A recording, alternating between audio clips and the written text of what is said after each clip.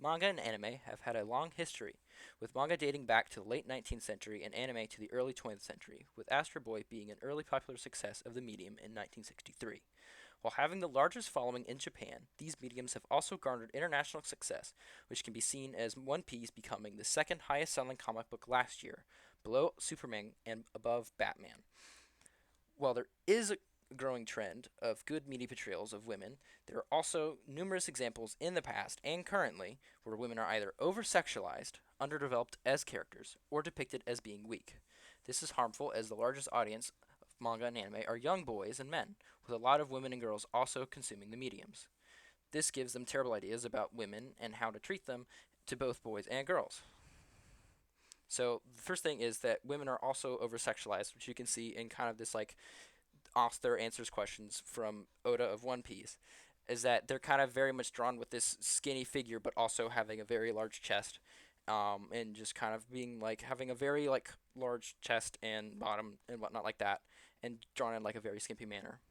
So nudity is also used a lot in a humor sense, as you can see from this the sexy no jutsu is what it's called from Naruto, where it is used to kind of like stun different male characters and whatnot like that.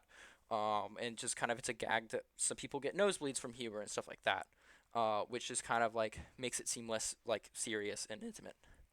Another big issue is the idea of fan service, which is used heavily in this anime Fairy Tail, which is where the women who are drawn with very large body features and are also skinny in these skimpy outfits are put in like a lot of very suggestive kind of manners, without being like they're somewhat sexual but not like fully sexual in a sense, just to kind of like please some of the fan base.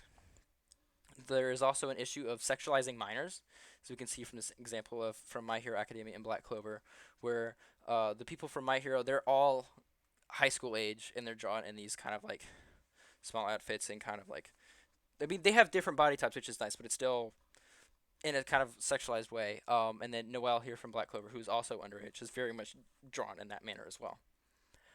And then a lot of women in manga and anime are used for the male gaze, like both in a comedic sense, but also not. And this is an example of kind of like the nosebleed gag that occurs throughout. So the other issue is that women are also often depicted as pathetic and weaker. So in this example from Naruto, Sasuke on the right and Naruto on the left are having an argument. But Sakura is kind of shown as not being strong enough to like step between them and stop it. She's just kind of on the side trying to calm things down.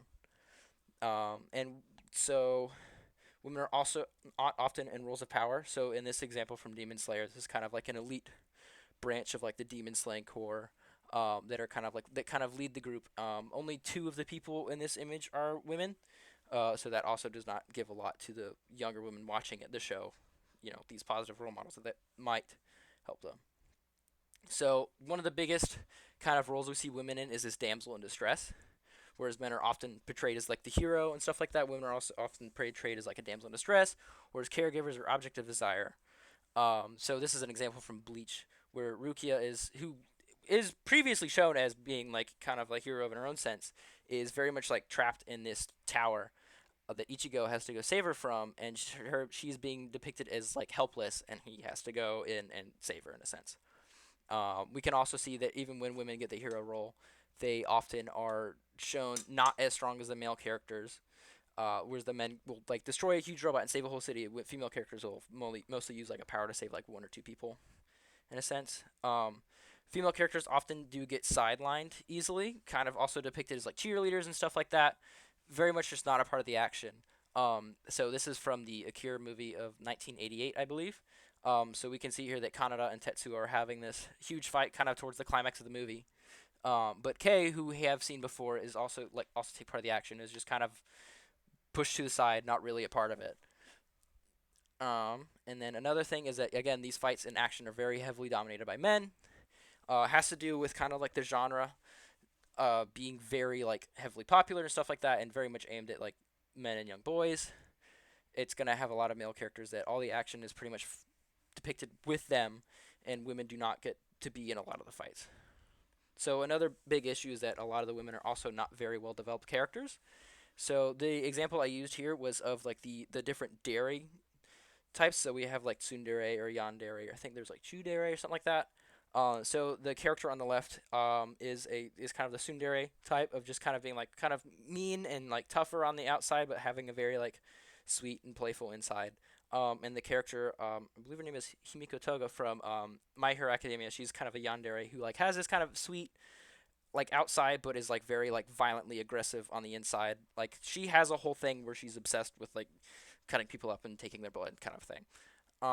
Another issue, again, we're using Naruto as an example, is there a lot of women are used at this as this love interest as a character, just kind of like solely there for like different male character development. So with Sakura, literally the introduction to her that we get is that Naruto has a crush on her, and that she has a crush on Sasuke, and that's literally the first thing we know about her.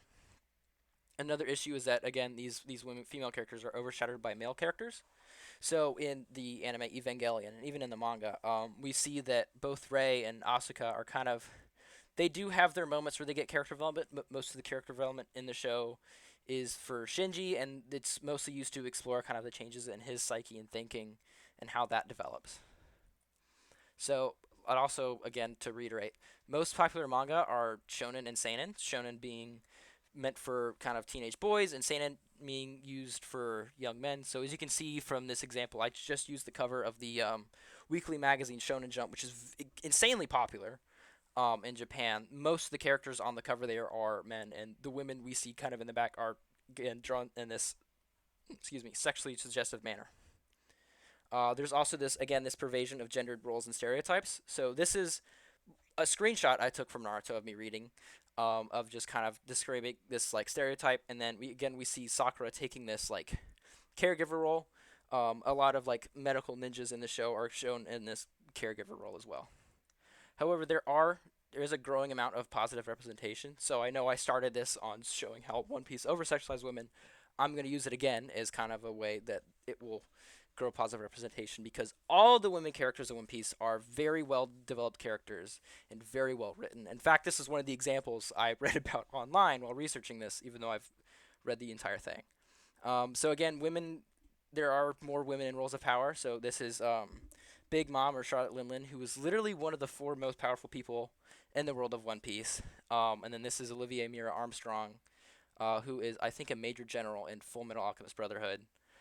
So it's just, yeah, there's more women in roles of power, kind of like leading and taking charge and making big decisions. So these younger audiences can see that women can very much be in these roles and do it well.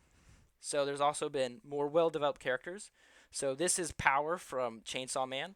So this is kind of the introduction to Power, is that she is kind of very much kind of just out there and just kind of weird and zany. But she doesn't like humans. But then towards the end, we do see this huge arc of her going through some past trauma. And then she realizes that the main character is her best friend. And again, she's not drawn in this very over sexualized way. Which leads us to the next point, not drawn in an over sexualized way. So this is from the anime Jujutsu Kaisen, which I believe the second season is coming out currently. But these are all the students. And you can see they're all essentially wearing the same uniform, and then the women characters are not kind of drawn differently than the men are. And then a recent study came out about last year that 70% plus of mangaka are women, which is interesting. And then saying a lot of them will normally take a pen name that looks like a male's name, or kind of like a gender non-conforming name. And the examples I used were that are very popular are both Sailor Moon and Fullmetal Alchemist Brotherhood. So, in conclusion, these themes are still pervasive throughout the medium, but are becoming less and less prevalent as more manga and anime are being created with more positive portrayals of women, which leads to the betterment of future generations. Girls are seeing themselves in strong, powerful, aspirational roles, with boys will see them as independent people and not objects.